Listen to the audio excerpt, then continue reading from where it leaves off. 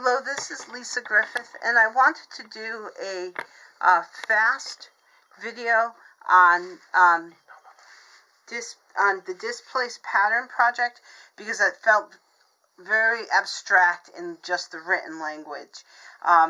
So as we've been working with this stencil, here's my stencil, and I copied it, as you can see on this sheet of paper, and I'm having a hard time getting my camera to focus on these fine patterns. So here it is, it's here, and then, as I said, just move it around a couple of times. Choose a tight pattern that works best, and I chose a check pattern, so I've been working it out. I've been using a transparent ruler, not even a ruler, angle square, because I like the transparency of it. I also have been using these. You can get these, I don't even know what these are. They're just shapes. They're pre-cut shapes, but I like these templates, and I actually chose this template as the width of my square, so I've been using that as my focus to keep my squares. I can't keep up with you. To keep my squares stable. And they're angling, which is what I want. I want it to come at the star shape at an angle, not straight on.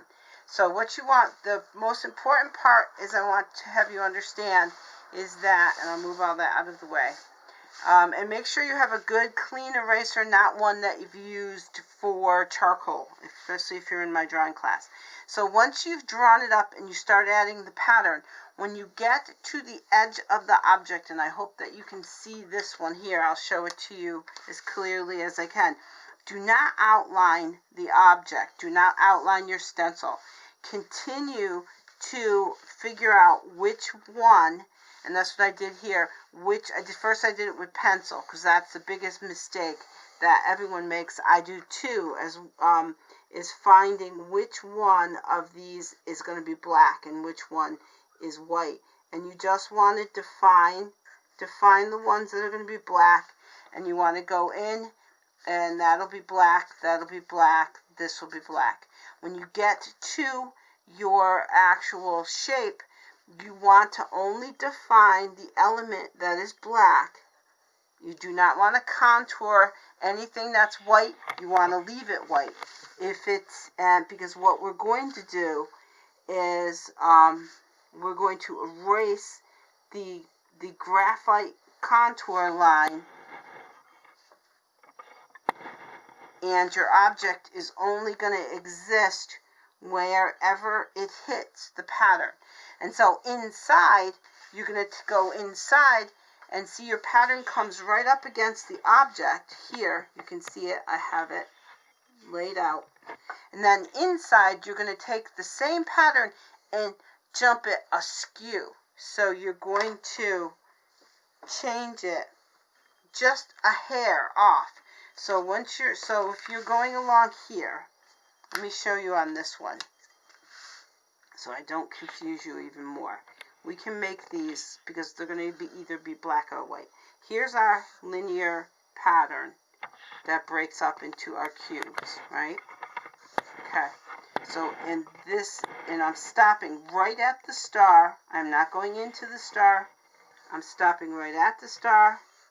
Now inside the star, I have to figure out, okay, that's my linear pattern this way. Let me go this way so that you can see it. I'm trying to stay out of your way too, visually. Okay, so that stops right at the star. Stops right at the star. Don't go into it.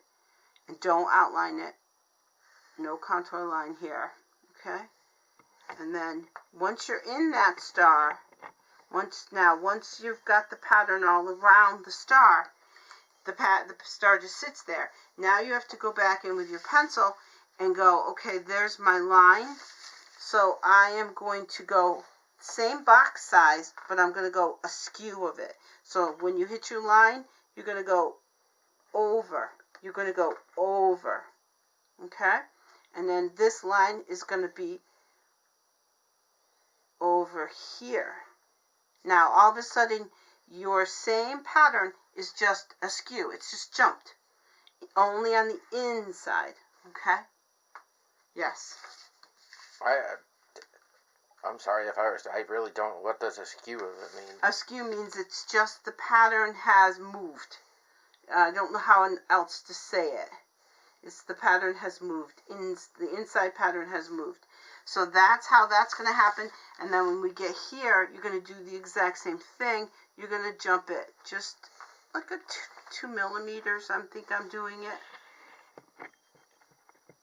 And then you stop right at the edge of the inside of your stencil. So I'm stopping on the inside of my star. Same pattern. It's just now it's being interrupted by the star. Okay? And then once you're done with that, this is the complicated part that even is a little complicated for me. So that's why I ran around trying to make these lines, because this is black. Wait a minute. This is black. This is black. This black line ends right here, right? This black line ends right here. This is black. This black line ends right there on the edge of that. Now we have to decide on the inside what is white, what is black. Because you've jumped it here, I think this one has to be black. And then this one has to be black. And now this one has to be black.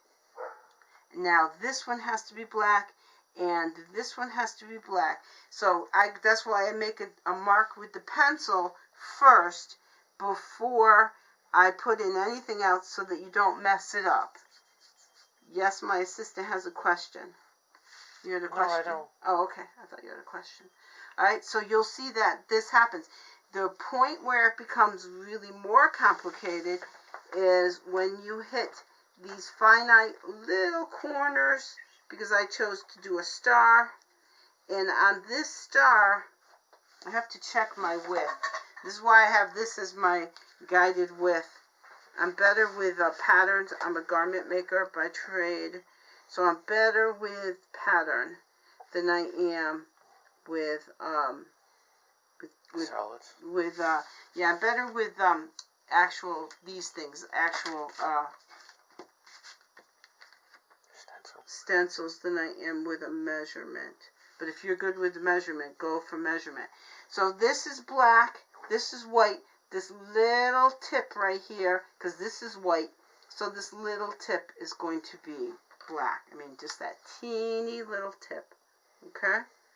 And then when you're all done, and you've worked out the pattern, and you've skewed it on the inside, then you go back with your clean eraser. This one, don't use dry erasers. They don't work.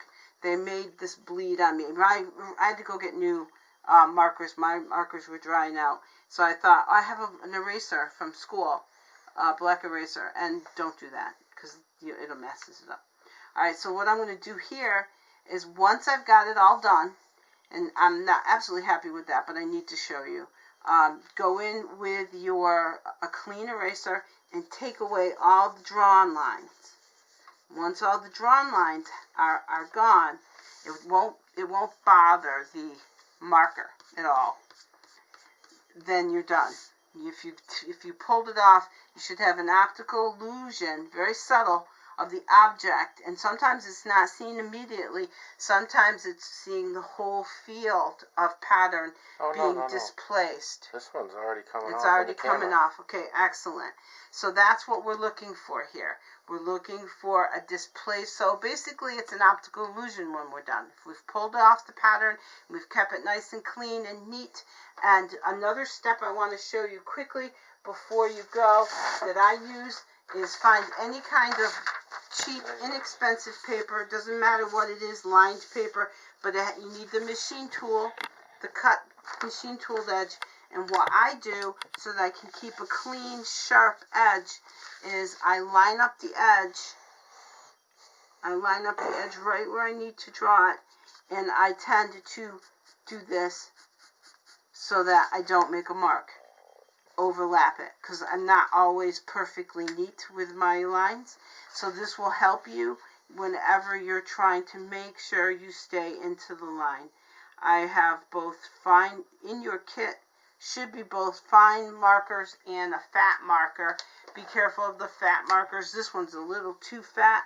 There's a variation of lines of them, but it will fill faster, especially if you have a blocking agent like this piece of paper that allows you to go a little faster. All right, so good luck.